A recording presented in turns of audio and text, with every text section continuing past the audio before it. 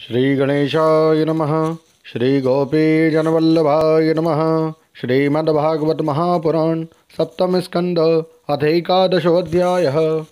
मानव धर्म, वर्ण धर्म और स्त्री धर्म का निरूपण। श्री सुखदेव जी कहते हैं, भगवान मैं प्रहलाद जी के साधु समाज में सम्मानित पवित्र चरित्र सुनकर संत शिरोमणि युधिष्ठिर को बड़ा आनंद हुआ। उन्होंने नारद जी से और भी पूछा। युधिष्ठिर जी ने कहा, भगवान अब मैं वर्ण और आश्रमों के सदाचार के साथ मनुष्यों के सनातन धर्म का श्रवण करना चाहता हूँ, क्योंकि धर्म से ही मनुष्य को ज्ञान, भगवत प्रेम और साक्षात परम पुरुष भगवान की प्राप्ति होती है।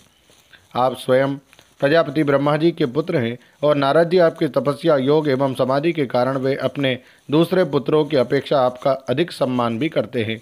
आपके समान नारायण, परायण, दयालु, सदाचारी और शांत ब्राह्मण धर्म के गुप्त से गुप्त रहस्य को जैसा यथार्थ रूप से जानते हैं, दूसरे लोग वैसा नहीं जानते। नारद जी ने कहा, युधिष्ठिर, अजन्मा भगवान ही समस्त धर्मों के मूल कारण है। वही प्रभु चराचर के जगत के कल्याण के लिए धर्म और दक्ष पुत्री मूर्ति के द्वारा अपने अंश से अवतीर्ण होकर बद्रिकाश्रम में तपस्या कर रहे हैं। उन नारायण भगवान को नमस्कार करके उन्हीं के मुख से सुने हुए सनातन धर्म का मैं वर्णन करता हूँ। युधिष्ठिर, सर्ववेद स्वरूप भगवान श्रीहरि, उनका तत्व जानने वाले महर्षियों की स्मृतियाँ और जिससे आत्मग्लानि न होकर आत्म प्रसाद की उपलब्धि हो, वह कर्म धर्म के मूल है। युधिष्ठिर, धर्म के यह 30 लक्षण शास्त्रों में कहे गए हैं।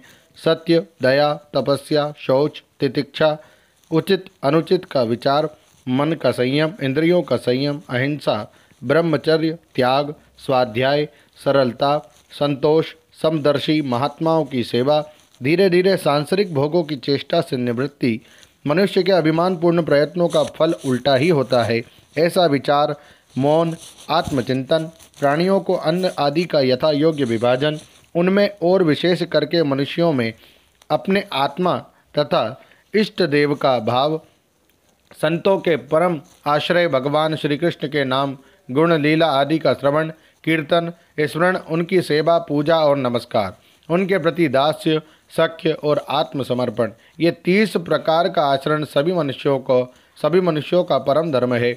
इसके पालन से सर्वात्मा भगवान प्रसन्न होते हैं। धर्मराज, जिनके वंश में अखंड रूप से संस्कार होते आए हैं और जिन्हें ब्रह्मा जी ने संस्कार के योग्य स्वीकार किया है, उन्हें द्विज कहते हैं। जन्म और कर्म से शुद्ध द्विजों के लिए यज्ञ, अध्ययन, दान और ब्रह्मचर्य आदि आश्रमों के विशेष कर्मों का विधान है। अध्ययन, अध्यापन, दान लेना, दान देना और यज्ञ करना और यज्ञ कराना, ये 6 कर्म ब्राह्मण के हैं। क्षत्रियों को दान नहीं लेना चाहिए। प्रजा की रक्षा करने वाले क्षत्रिय का जीवन निर्वाह ब्राह्मण के सिवा और सबसे यथा योग्य कर तथा दंड, जुर्माना आदि के द्वारा होता है। वैश्य को सर्वदा ब्राह्मण वंश का अनुयायी रहकर गोरक्षा, कृषि एवं व्यापार के द्वारा अपनी जीविका चलानी चाहिए। शूद्र का धर्म है द्विजातियों की सेवा। उसकी जीविका का निर्वाह उसका स्वामी करता है। ब्राह्मण के जीवन निर्वाह के साधन 4 प्रकार के होते हैं। वार्ता, यज्ञाध्यान आदि कराकर धन लेना। दूसरा, शालीन, बिना मांगे जो कुछ मिल जाए उसी से निर्वाह करना। तीसरा है यायावर, नित्य प्रति धान्यादि मांग के लाना। और शिलोंछन, किसान के खेत काटकर अन्न घर को ले जाने पर पृथ्वी पर जो कण पड़े रह जाते हैं, उन्हें शील तथा बाजार में पड़े हुए अन्न के दानों को उच्छ कहते हैं। उन शील और उच्छों की बीन कर अपना निर्वाह करना शीलोंछन वृत्ति है। इनमें से पीछे पीछे की वृत्तियां अपेक्षाकृत श्रेष्ठ है। निम्न वर्ण का पुरुष बिना आपत्ति काल के उत्तम वर्ण की वृत्तियों का अवलंबन न करे। क्षत्रिय दान लेना छोड़कर ब्राह्मण की शेष 5 वृत्तियों का अवलंबन ले सकता है। आपत्ति काल में सभी सब वृत्तियों को स्वीकार कर सकते हैं।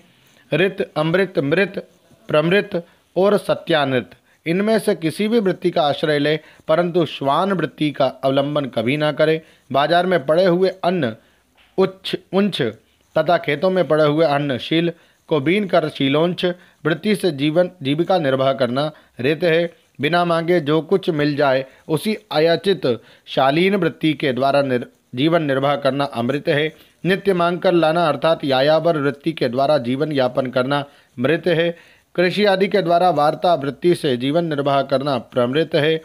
वाणिज्य सत्यानृत है और निम्न वर्ण की सेवा करना श्वान वृत्ति है। ब्राह्मण और क्षत्रिय को इस अंतिम निंदित वृत्ति का कभी आश्रय नहीं लेना चाहिए, क्योंकि ब्राह्मण सर्ववेदमय और क्षत्रिय राजा सर्वदेवमय है। शम, दम, तप, शौच, संतोष, क्षमा, सरलता, ज्ञान, दया, भगवत परायणता और सत्य ये ब्राह्मण के लक्षण हैं। युद्ध में उत्साह, वीरता, धीरता, तेजस्विता, त्याग, मनोजय, क्षमा, ब्राह्मणों के प्रति भक्ति, अनुग्रह और प्रजा की रक्षा करना ये क्षत्रिय के लक्षण हैं। देवता, गुरु और भगवान के प्रति भक्ति, अर्थ, धर्म और काम इन तीनों पुरुषार्थों की रक्षा करना आस्तिकता, उद्योगशीलता और व्यवहारिक निपुणता ये वैश्य के लक्षण हैं।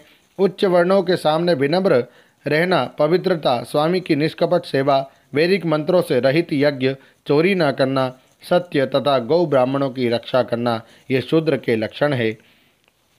पति की सेवा करना, उसके अनुकूल रहना, पति के संबंधियों को प्रसन्न रखना और सर्वदा पति के नियमों की रक्षा करना ये पति को ही ईश्वर मानने वाली पतिव्रता स्त्रियों के धर्म है।